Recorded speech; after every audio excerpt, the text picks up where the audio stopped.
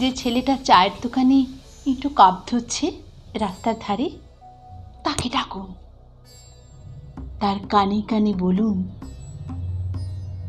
সুজলাং সুফলাং মলয়জশী তলাং। হ্যাঁ, বেশ সুন্দর করে বলুন। যে মেয়েটি চাকরির নাম করে বনগাঁ কিংবা চাকদা থেকে রোজ সকালের ট্রেনে সেচে কুচে শহরে আসছে শরীর বেচে চাল ডাল নুন কিনতে, তাকে ডাকুন। তার কানে কানে সুরেলা কণ্ঠে বলুন, সার্থক জনম আমার, জন্মেছি এই দেশে। যে ছেলেটি লটারির টিকিট নিয়ে দরজায় দরজায় ঘুরছে আর বলছে, বিশ্বাস করুন আমি ভদ্রলোক, আজ 10 বছর হলো আমার কারখানা বন্ধ, লকআউট, তাকে ডাকুন। তার কানে কানে বলুন,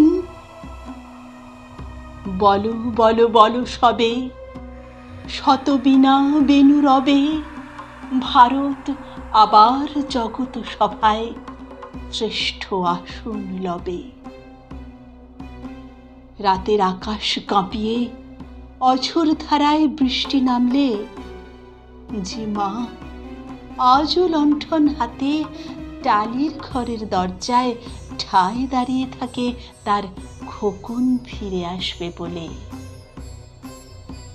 যে কখনকে এমনই এক বর্ষার উন্মত্ত রাতে কালো গাড়ির পুলিশ এসে ডেকে নিয়ে গিয়েছিল, আর বরানগরের রাস্তায় ভোরের ঘুম ভাঙা কুকুর প্রথম দেখেছিল যার গুলে বিদ্ধ রক্তাক্ত লাশ, সেই মাকে ডাকুন। তার কানে কানে বলুন, হাম বুলবুলে হ্যায় ইসকি, ये गुलसिता हमारा, सारे जहां से अच्छा, हिंदुसिता हमारा, सारे जहां से अच्छा, हिंदुसिता हमारा।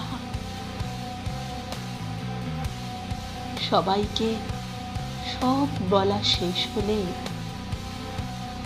শুনশান শীতের রাতে 5 মাথার মোড়ে ঘোড়ায় চড়ে বসা সেই মহাবিপ্লবীর পায়ের সামনে ধীরে ধীরে এগিয়ে যান।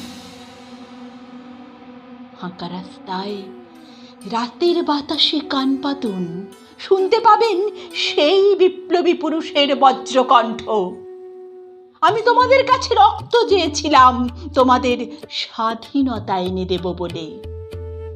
আমি পারিনি, কিন্তু আমি আমার সমস্ত জীবন উৎসর্গ করেছি। আর তোমরা তোমরা তোমরা